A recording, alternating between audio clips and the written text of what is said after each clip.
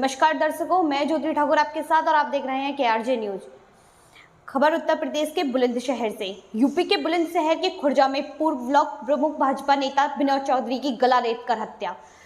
रंजिश हत्या किए जाने की जता रही है आशंका। बिस्तर पर लहूलुहान अवस्था में पड़ा मिला विनोद का शव। दिल्ली में बच्चों के साथ रहती थी विनोद चौधरी की पत्नी। खुर्जा के जाहिदपुर स्थित मकान में अकेले रहते थे विनोद चौधरी। जेवर और खुर्जा से 2 बार ब्लॉक प्रमुख रह चुके हैं विनोद चौधरी। सूचना पर एसपी देहात फॉरेंसिक टीम समेत पुलिस के आला अधिकारी मौके पर पहुंचे। घटनास्थल को खुर्जा पुलिस ने किया कॉर्डन ऑफ।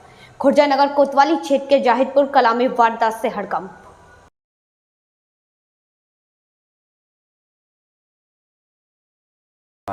सुधीर जी, ये मृतक थे, वो कौन थे आप? ये मेरे बड़े भाई थे। क्या हुआ है, कैसे हत्या हुई? अब देखो, हत्या की तो अभी कोई जानकारी नहीं मिल रही है अभी, लेकिन ये शाम जो आए हैं बाहर से, जट्टाडी से आए हैं, 3-4 लोग थे, ये सब चले गए हैं। ये रात अकेले रहे हैं। तो एक वो था कम नौकर, वो सुबह चला गया था, तो शाम को फ़ोन कर रहा था बार बार, मैं आ रहा हूँ, लेकिन अभी तक वो पहुँचा नहीं है। तो अगर पहुँचा है तो हमको अभी जानकारी नहीं मिली है पूरी इस बारे में।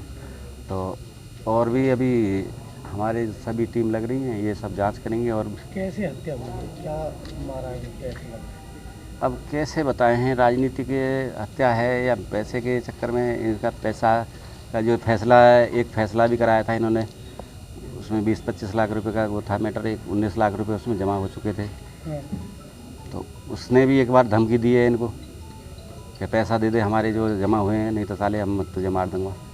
तो उसकी एक FIR भी प्रमुख साहब ने चौकी में दी थी 2-3 महीने पहले। उसका भी जाता है कि वो लड़का धमकी दे गया था, बार बार धमकी दे रहा था।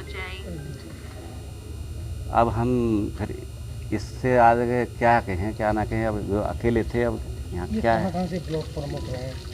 ये 2000 से 2005 तक जेवर प्रमुख रहे। उसके बाद में 2007 में जिला पंचायत सदस्य रहे। उसके बाद में फिर ये खुर्जा ब्लॉक प्रमुख रहे, जो पिछली योजना में। तो ये इनका कार्यकाल रहा है, राजनीतिक कार्यकाल। भारतीय जनता पार्टी के कद्दावर नेता बताए जा रहे थे जी। तो ब्लॉक प्रमुख की क्या, किस तरह से हत्या हुई? एक विनोद चौधरी जी हैं, जो रहने वाले रामगढ़ी के हैं, और अपने घर से करीब 3-4 किलोमीटर दूरी पे जहाँ पे हम लोग हैं, इनका अपना भी आवास है। यहाँ अकेले ही रहा करते थे रात में लगभग। शाम को इनके जो छोटा भाई है, बगल में दुकान है खाद बीज करके, वो चले जाया करते थे।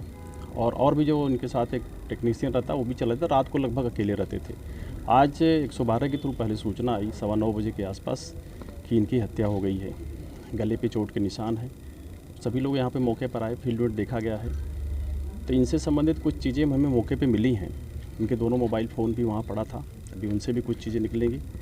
और परिवारजनों से बातचीत हुई है, तो उसमें कुछ अपनी एक रंजिश का एंगल भी बता रहे हैं। उस पर भी हमारी टीमें काम पे लग गई हैं। कुछ और भी बातें निकली हैं जो इनसे जुड़ी हुई ही हैं।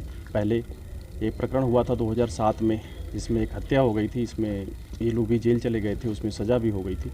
यदि कि परिवार का बताना है कि अब उसका एंगल की कम चांस है। इनके बीच आपस में बाद में समझौता हो गया था। ये यहाँ पे रह करके एक अपना लैब भी चलाते हैं, जो दिख रहा, और प्रॉपर्टी के भी कुछ काम हम करते थे साथ में। इनका कुछ एक प्रॉपर्टी को लेकर के ही विवाद बता रहे हैं। 2 पक्षों का अलग था, जिसमें इन्होंने मीडिएशंस किया था। उसके कुछ पैसे मीडिएशंस के क्रम में इनके खाते में जमा हो गए थे, जिनको बाद में इनको देना था। एक हल्का विवाद बता रहे हैं, उसको लेकर के कुछ हुआ था। और भी कुछ बातें हैं जिस पर हम लोग शीघ्र ही कार्रवाई कर रहे हैं, और जल्दी इसका अनावरण होगा। जो लोग भी होंगे वो गिरफ्तार किए जाएंगे, उनके विरुद्ध कठोर वैधानिक कार्रवाई की जाएगी। सर, ये कैमरे लगे हुए हैं सर, उसमें कुछ वो देखा जा रहा है, सारी चीज़ों को दिखवा रहे हैं उसको। सर, कितनी टीम लगी इसमें?